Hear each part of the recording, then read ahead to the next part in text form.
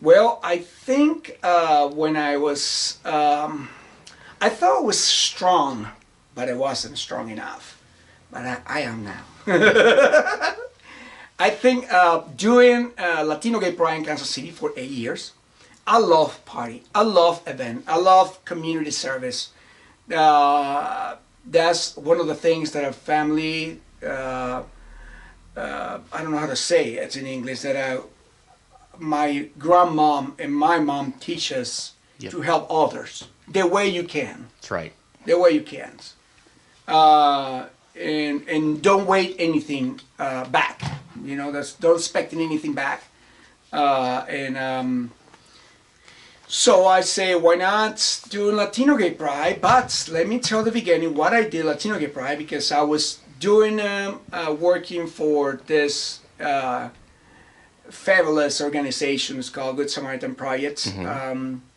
10 years ago, they were looking for a community prevention specialist on the LGBT Latino community in Kansas City, and to bring the message of the HIV and AIDS, because in America the numbers of people getting infected of HIV, it was getting high, competing with the African Americans, and so they were looking for someone. In Mexico, we were afraid to talk about HIV and AIDS. I would say AIDS because we didn't know nothing about HIV. Yeah. I had the experience with a friend, really good friends, and until 1993, when he told us that he was with AIDS, because, like I said, we didn't hear anything about HIV. It was AIDS. Yeah. We got so scared, you know, and we let him die alone. But we were so young, we didn't know anything about that thing. When we heard AIDS, it was equal to dead, you know, to die. So I was 19 years old, and well, our friends came and say, you know, I think I have this, and a couple weeks later, it was a little bit too late, so he was in the hospital, and unfortunately, you know, now learning so much about it, I feel so guilty. But at the same time, you know, I say, Mario, don't feel guilty because you were so young. You don't know anything about it. You don't know how to take care of people. You don't have to, you don't know nothing, zero. Yeah. So one day, there was this meeting, let me say meeting, with a group of guys. And there's this guy that was talking about how to use condoms and how to protect yourself, and I wasn't happy at all what he was telling us. Yeah. Because first of all, I think he wasn't gay. Sure. And that conversation was for gay people. So I say, well, I think you're saying wrong things here. So who's your boss? And because I would like to help. I would like to help the community, the LGBT Latino community in Kansas City, how can participate. So he introduced me to his boss, and a month later, boom, I got the job. I wasn't looking for the job. Sure. I wasn't. So they sent me to those classes, and I don't know how to say, I don't know the words in English. When you go and learn with the Classes is right. Classes? Yeah, Okay. classes will work. Oh yeah, and Certifications and things like that. certification and things like that, and they teach me a lot. So I start bringing this message to our community here in Kansas City. I was doing events. I started with small because 10 years ago, and still the Latino gay community, especially the MSM, men's having sex with men, they're still afraid to talk about HIV and AIDS. You know, there's still enigma, still, I don't know. It's just they're afraid. So it was not easy for me to tell, hey, here's the condom, here's a place to go and get tests. Don't be afraid to do it. And we'll see what happens after you get a test.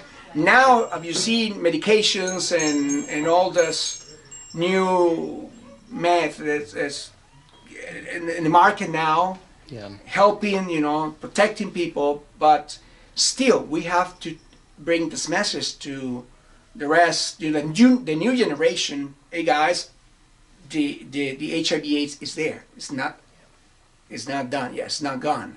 It's still there. So, and then I start doing this. I say, well, how can I do this as a fun part? How can I bring people together and listen to the message?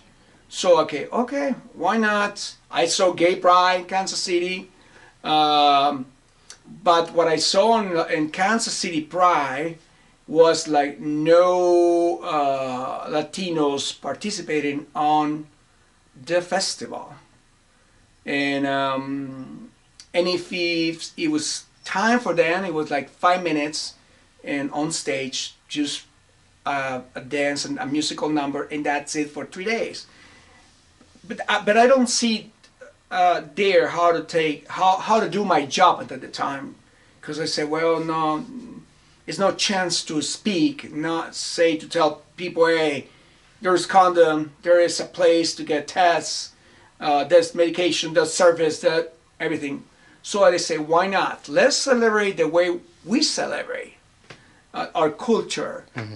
So I started doing Latino Gay Pride for 8 years. It was a boom. I bring people, and African Americans, Americans, Latinos, and it was the message. It was there on our events.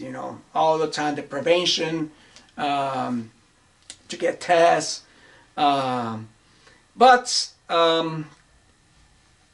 when it was this number 6 celebration of Latino Gay Pride, the problem started with, I would say it, the Latinas drag queens. This is an issue. I'm not sure if it's only Latinas drag queens with the issues. I'm saying because it's my experience, okay? And I just don't care if they get mad at me, I don't care. I'm not afraid of those bitches.